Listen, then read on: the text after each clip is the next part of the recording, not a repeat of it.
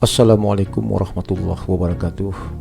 Selamat bertemu dan berjumpa kembali di channel Indra Jaya, channel yang khusus mengupas tentang persoalan-persoalan yang ada kaitannya dengan statistika. Nah, pada kesempatan yang baik ini saya mencoba untuk menjelaskan terutama tentang bagaimana menghitung peluang dari distribusi yang bersifat diskrit, terutama yang berkaitan dengan distribusi hipergeometrik. Dan sebelum menentukan bagaimana cara menghitung peluang dari suatu distribusi yang bersifat hipergeometrik, maka terlebih dahulu kita harus mengetahui sebenarnya yang dikatakan dengan distribusi hipergeometrik itu apa. Nah, kalau kita jelaskan secara konsep, kita mengatakan bahwa distribusi hipergeometrik itu adalah salah satu bentuk daripada distribusi probabilitas diskrit, yang mana distribusi atau sebaran daripada peubah acak X ini memiliki suatu ciri. Yang pertama, bahwa terdapat populasi yang berukuran N, di mana dari N itu terdiri dari M yang sukses dan N kurang M yang gagal. Nah, sehingga kalau kita buat ada populasi, di mana populasi itu jumlahnya ada N, dari N itu akan terdapat M yang sukses dan N kurang M yang gagal. Nah, artinya begini, katakanlah kita punya satu karung, di mana satu karung durian, satu karung durian itu berisi 50 buah durian, di mana dari 50 itu kemungkinan ada yang kurang bagus, ada 5 buah, itu yang kita katakan M, yang bagusnya ada N kurang M, berarti 50 kurang dengan 5 tadi, berarti sekitar 45. Nah, kemudian ciri yang kedua, kita coba mengambil sampel dari N tadi. Jadi kalau N tadi 50, kita coba ambil sampel berukuran N, katakanlah sebanyak 5 misalnya. Tentu dari yang 5 itu akan ada yang tidak bagus, ada kemungkinan yang bagus. Nah, pertanyaannya adalah berapakah peluang akan terdapat yang tidak bagus dari sampel tadi, di mana sampel itu diambil dari populasi, dalam populasi itu ada yang bagus, ada yang tidak bagus. Berapa peluang yang bagus dari sampel tadi? Nah, untuk menjawab ini tentu kita terlebih dahulu harus mengetahui ukuran sampel space terambilnya M yang sukses tadi. Nah, kalau begitu terambilnya sukses adalah M yang sukses pada populasi dikombinasi dengan X sukses pada sampel, dikali dengan N kurang M yang gagal pada populasi, dikombinasikan dengan N kurang X yang gagal pada sampel. Ini adalah ukuran sampel space dari terambilnya yang sukses. Kemudian kita juga harus menentukan ukuran sampel space pengambilan sampel. Nah, kita tahu bahwa populasi itu jumlahnya N, sampel jumlahnya N kecil. Maka ukuran sampel space pengambilan sampel adalah N populasi dikombinasikan dengan N sampel. Apabila ukuran sampel space terambilnya yang sukses dan ukuran sampel space pengambilan sampel sudah kita tentukan, baru kita bisa menghitung peluang X sukses dari N sampel yang diambil dari N populasi tadi. Peluangnya adalah M yang sukses pada populasi dikombinasi dengan X yang sukses pada sampel, dikali dengan N kurang M yang gagal pada populasi, dikombinasi dengan N kurang X yang gagal pada sampel, kita bagi dengan N kombinasi dengan N, atau N populasi dikombinasi dengan N sampel. Itulah cara menghitung peluang X sukses dari N sampel, di mana N sampel tadi diambil dari N populasi, yang mana N populasi itu terdiri dari M yang sukses dan N kurang M yang gagal. Nah, untuk lebih jelasnya bagaimana cara kita menghitung peluang X sukses tadi, maka kita ambil contoh seperti ini. Katakanlah mahasiswa semester 5 Fakultas Ekonomi dan Bisnis Universitas Jambi, itu ada 50 orang ini mengontrak mata kuliah matematika.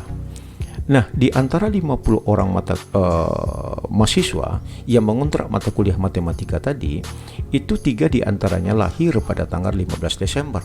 Misalnya seperti itu.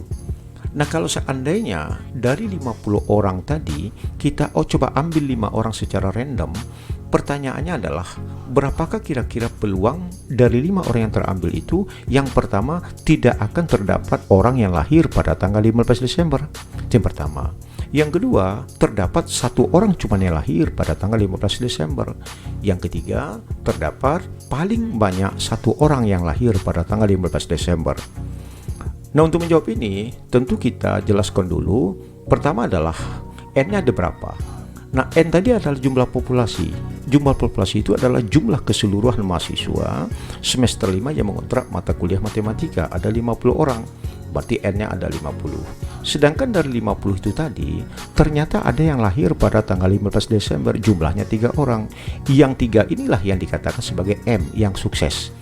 Berarti kalau M yang lahir tanggal 15 Desember 3 orang, berarti yang lahir di luar tanggal 15 Desember itu ada sekitar 47 orang.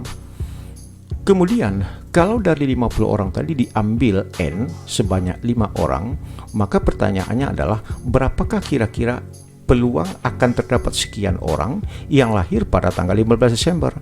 Kalau di populasi tadi yang lahir tanggal 15 Desember 3 orang, pertanyaannya adalah berapa kira-kira peluang yang akan lahir pada tanggal 15 Desember itu sebanyak sekian orang dari 5 orang yang kita ambil dari 50 tadi.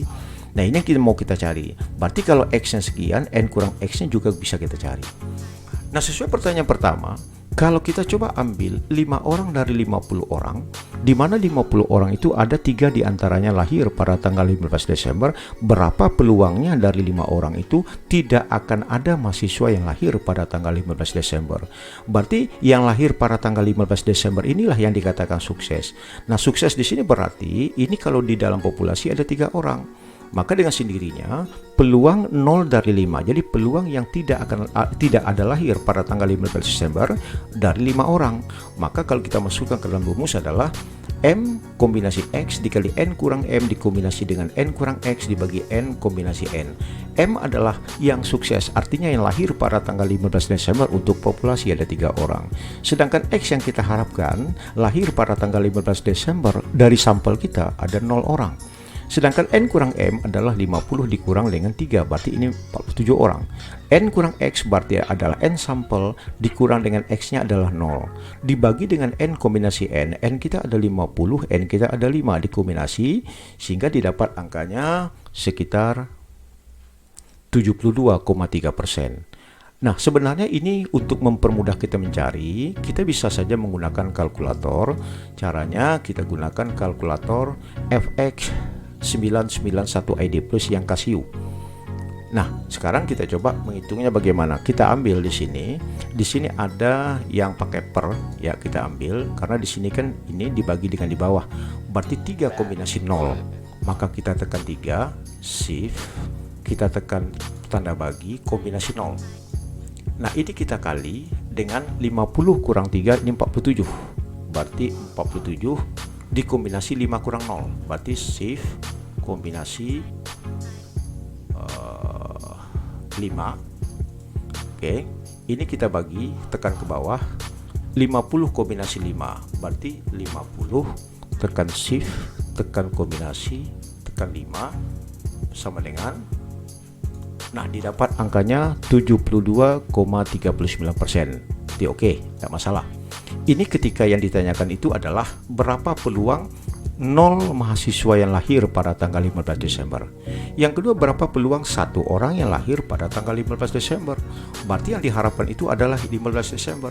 Kita tahu yang lahir 15 Desember itu ada 3 orang di antara 50 orang tadi. Maka kalau gitu peluang 1 dari 5 orang. Jadi 1 dari 5 orang yang kita ambil tadi peluangnya adalah M dikombinasi dengan X, berarti 3 dikombinasi 1 dikali N kurang M. N kita ada 50, M kita ada 3. Sedangkan N dikurang X berarti 5 dikurang 1. N dengan N kombinasi berarti 50 dengan 5. Maka kalau kita hitung nilainya adalah sekitar 2,525%. Ini peluang kalau 1 orang yang diharapkan lahir pada tanggal 15 Desember. Kemudian berapa peluang paling banyak? Nih, kalau ditanya tadi, berapa peluang paling banyak 1 orang yang lahir pada tanggal 15 Desember? Paling banyak itu berarti paling banyak 1. Berarti kemungkinannya peluangnya peluang 0 dengan peluang 1. Nah, kita tahu tadi peluang 0-nya 72,3%, peluang 1 2,52. Maka kita tinggal jumlahkan, berarti peluang maksimal 1 orang yang lahir pada tanggal 15 Desember itu adalah 74,595%. Nah, ini adalah bentuk contoh pertama bagaimana kita menghitung peluang dari suatu distribusi diskrit khusus untuk distribusi hipergeometrik. Nah, sekarang kita ambil contoh kedua. Contoh keduanya begini. Kalaulah di dalam satu kotak misalnya kita isi dengan beberapa kelereng, di mana diantaranya 10 kelereng berwarna merah, 5 kelereng warna putih. Kemudian kita coba lakukan pengambilan 3 kelereng secara random. Jadi dari 10 kelereng merah, 5 kelereng putih dalam satu kotak tadi, kita ambil 3 kelereng secara random. Pertanyaannya, kemungkinan pertama, berapa peluang dari 3 kelereng yang diambil tadi tidak ada warna merah? Berarti merah yang diinginkan sukses. Yang kedua, memperoleh 1 merah juga yang sukses. Yang kedua, memperoleh 2 merah, masih merah yang diharapkan sukses. Sedangkan yang keempat, memperoleh 3 warna merah, masih merah yang dikatakan sukses. Berarti kalau merah sukses, berarti putihnya yang tidak sukses. Maka untuk menjawab itu, kita sama dengan tadi menjawabnya. Yang pertama, kita tentukan dulu banyak bola merah.